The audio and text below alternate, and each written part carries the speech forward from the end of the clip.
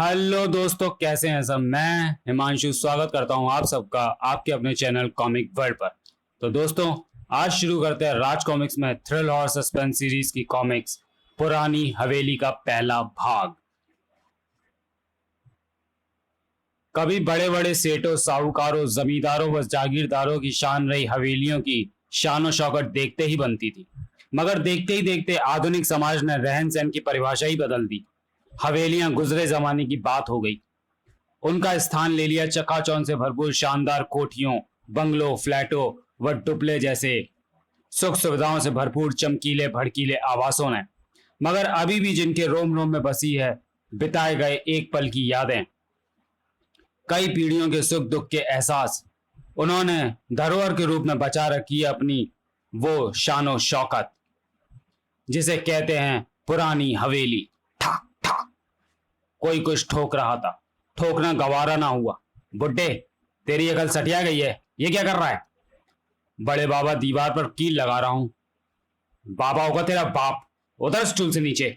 इस दीवार की, इसके प्लास्टर की, इस पर हुई डेकोरेटिव इमल्शन की, इस पूरी हवेली की कीमत मालूम है तुझे?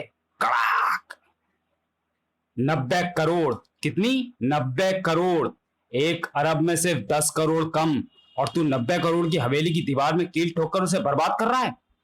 तुझे पता भी है इसके प्लास्टर में लगी रेत के एक एक कण की भी कीमत लाखों रुपए है। अब बता, इस नुकसान को क्या तेरा बाप आकर भरेगा? क्या कर रहा है भानु? बंसी को मैंने कील लगाने को कहा था। पिताजी, आपने?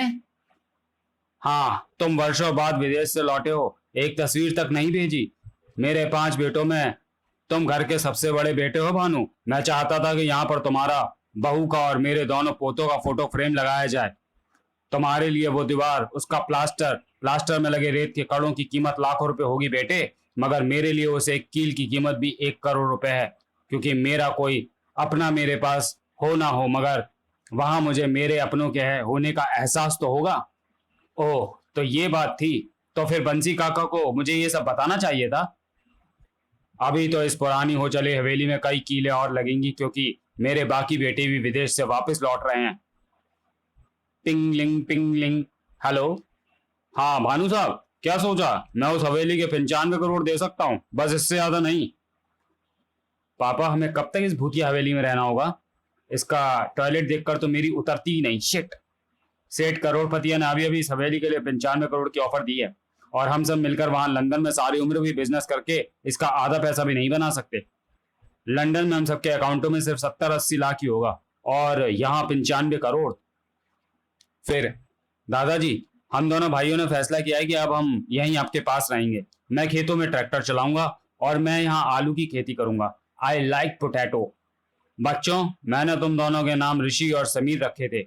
लंदन जाकर तुम्हारे नाम रिची और सैम हो गए। मेरे ऋषि और समीर तो खेतों में आलू उगा सकते थे, मगर बच्चों, तुम्हारे लिए आलू उगाना कुएं से पानी खींचने जैसा होगा, जिसे खींचते खींचते हाथों में रस्सी की झरीटें पड़ जाती हैं। और हाँ, मेरे पास ट्रैक्टर आज भी नहीं है। आज भी यहाँ खेत हल से ही जोता जाता है। और अब तुम लोग आराम कर लो, क्योंकि सूरज छिपने के बाद ना तो मैं किसी से मिलता हूँ और ना ही कुछ खाता पीता हूँ। हवेली में जबरदस्त हंगामा मचा। पापा, पापा! क्या हुआ सैम? पागल हो गया क्या? इस तरह क्यों चिल्ला रहा है? पापा, वो देखिए, ये माला हमारी तस्वीर पर किसने चढ़ा दी? अरे दादाजी या उनके सठियारे नौकर ने चढ़ाई होगी।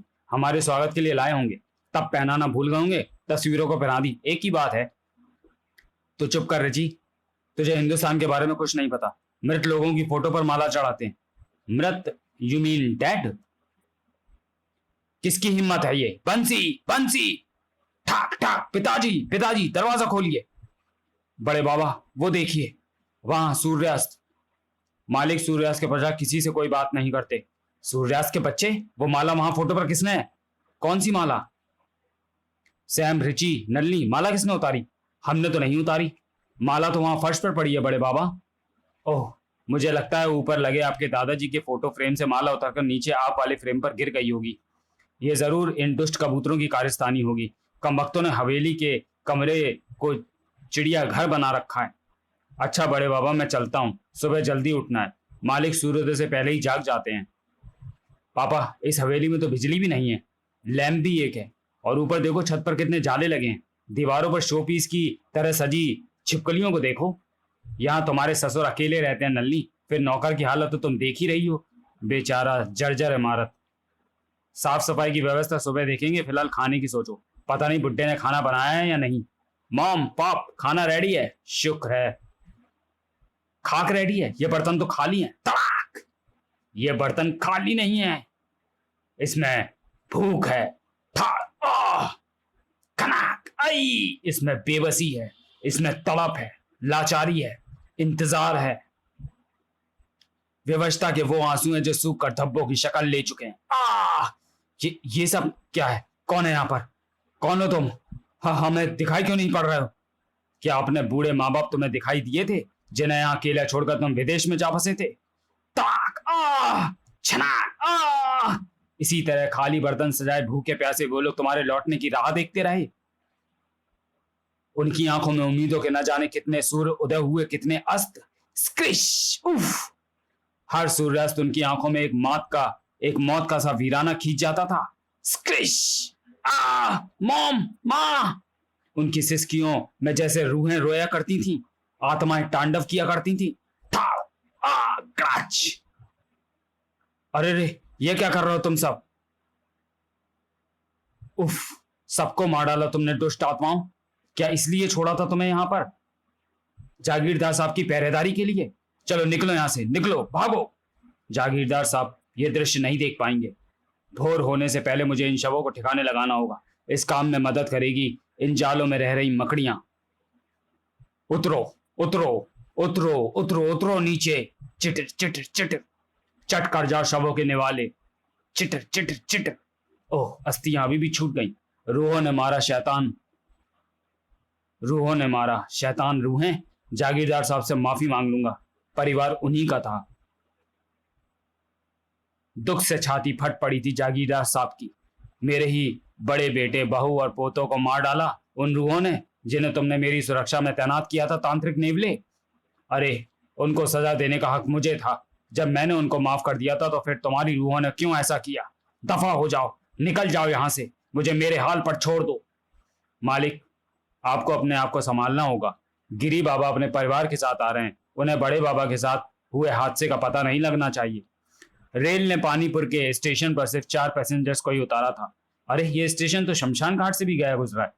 वहां तो फिर भी मुर्दे दिखाई पड़ जाते हैं। पानीपुर। पापा, आपको कनाडा से इंडिया ही आना था, तो क्या यही जगह मिली थी पानीपुर? पता नहीं यहाँ पीने का पानी भी मिलेगा या नहीं। जैक, सिनी, 1 अरब रुपए की हवेली को देखकर जो मुंह में पानी आएगा, फिलहाल उसी से प्यास बुझा लेना। क्या तुम भी रिमी बच्चों को 1 अरब का पहाड़ा पढ़ा रही हो? बच्चों के मुंह से पिताजी के आगे कहीं गलती से भी ये पहाड़ा निकल गया तो हमारे इरादे साफ हो जाएंगे। पानीपुर रेलवे स्टेशन। जैक, सिनी, दादाजी से बड़े प्यार से मिलना, उनकी हवेली की चीजों की तारीफ करना, उनके पाँव को जन्नत मानना, जन्नत बताना। अरे भाई तांगे वाले, हमें जागीरदार साहब की हवेली जाना है। ओह, वो पुरानी हवेली। तुम्हारा पानीपुर तो काफी बदल गया है, पहले तो ऐसा नहीं था, यहाँ काफी आबादी हुआ करती थी। पानी के बिना कैसी आबादी साहब, पहले ये जगह खूब हरी भरी थी, मगर भूजल का स्तर इतना नीचे चला गया कि लोगों को ये जगह ही छोड़ देनी पड़ी। ये कच्ची सड़क सिर्फ जागीरदार साहब के कारण आबाद है। वो अपनी हवेली छोड़कर नहीं गए। अब बड़े बड़े बिल्डर पानी की लाइन लाने की बात कर रहे हैं। 5 स्टार रिसोर्ट की चर्चा सी हवेली की कीमत अरब तक जा पहुंची है। वाओ, कितनी खूबसूरत जगह है। तांगे वाले, तांगे रुको, मैं कुछ फोटोग्राफ्स लूंगी। नहीं, नीचे मत उतरना, शाम ढल रही है।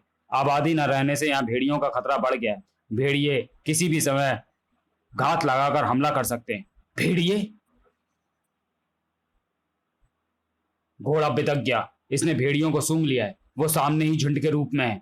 उफ उफ जैक, सिनी, रिमी, गिरी, उफ उफ उफ उफ। और ठीक उसी समय तांगे वाले ने ऐसी हरकत की कि गिरी का दिमाग भक्क से उड़ गया। ये क्या कर रहे हो तांगे? तांगे से घोड़े क्यों खोल रहे हो? 5 जाने बचाने के लिए ऐसा करना जरूरी है। सटाक, क्या बकवास कर रहे हो? घोड़ा खोलकर 5 जाने बचाओगे? गुर वुफ वुफ। घोड़े की तो जरूरत है, घोड़े के बिना तांगा कैसे चलेगा? और हम इस जगह से बाहर कैसे निकलेंगे? सामने देखो साहब, सामने देखो। ओह माय गॉड, भेड़िए घोड़े पर टूट पड़े हैं। मैं जानता हूं कि कोई भी हिंसक जानवर हमेशा आसान शिकारी करना चाहता है। वुफ, वुफ, ग्रर। यदि मैं घोड़े को उनकी तरफ नहीं भेजता तो वो हम पर हमला कर देते, मगर अभी तुम हमें तांगे से ना उतरने की चेतावनी दे रहे थे। अब हम सुरक्षित हवेली तक कैसे पहुंचेंगे? खतरा तो है, मगर अब उसे उठाने के अलावा हमारे पास दूसरा कोई रास्ता नहीं बचा। मेरा तो घोड़ा भी चला गया, उसे बच्चे की तरह पाला था। रो मत, मैं पैसे दे दूंगा, तुम बस किसी तरह हमें हवेली में पहुंचा दो। और ये तुमने अपना चेहरा क्यों ढक रखा है? चेहरे से शॉल पीछे करो सर। ओह नो, यहाँ तो कोई नहीं है। कोई नहीं मतलब तांगे वाला भूत था। हम भूत के साथ थे। पापा वो वापस चलिए, मुझे आगे नहीं जाना। पागल मत बनो, स्टेशन यहाँ से काफी दूर है, हम पीछे तो हरगिज नहीं लौट सकते। और फिर स्टेशन पर भी कौन था? वहां हवेली में कम से कम पिताजी तो हैं। जंगली जानवरों से निपटने के लिए ये मोटे डंडे काम आएंगे। कड़ाक। लेकिन ये शॉर्टकट रास्ता तो हमें मालूम नहीं है। हम उसी मुख्य रास्ते से जाएंगे जहां से तांगा जा रहा था। मगर पापा वहां तो भेड़िए भेड़िए तो इस रास्ते पर भी हो सकते हैं। डरो नहीं, क्योंकि हम जितना समय यहाँ व्यर्थ करेंगे हमारा डर उतना ही बढ़ता जाएगा। पापा, तांगा गायब है और भेड़ियों द्वारा घोड़े पर आक्रमण का भी कोई निशान दिखाई नहीं पड़ रहा। सिनी की टांगे थरथर कांप रही थी। सिनी, सिनी क्या हुआ तुम्हें? संभालो अपने आप को, तुम बहुत ज्यादा डर रही हो। उफ, सिनी क्या हुआ तुझे? डर से शरीर झुरझुरा जाता है और दिमाग में सनसनाहट दौड़ जाती है, जिससे दिमाग अनियंत्रित होकर शरीर पर से अपना कंट्रोल खो बैठता है, जैसे टांगे बेजान हो रही हैं। सिनी होश में आओ, हमारा यहाँ से निकलना बहुत जरूरी है। तुम डरोगी तो हम हवेली कैसे पहुंचेंगे? सिनी मेरी बच्ची, कुछ नहीं होगा, भगवान पर भरोसा रख। मैं ठीक हूँ मम्मी, मैं चल सकती हूँ। गनीमत थी रास्ते में और कोई हादसा ना हुआ, हम हवेली आ पहुंचे। ओह थैंक्स गॉड। दादाजी घर पर तो होंगे ना? मैंने उनको टेलीग्राम कर दिया था और मेरे टेलीग्राम के जवाब में तुम्हारे दादाजी का टेलीग्राम भी मुझे मिल गया था। तुम्हारे दादाजी घर पर ही मिलेंगे।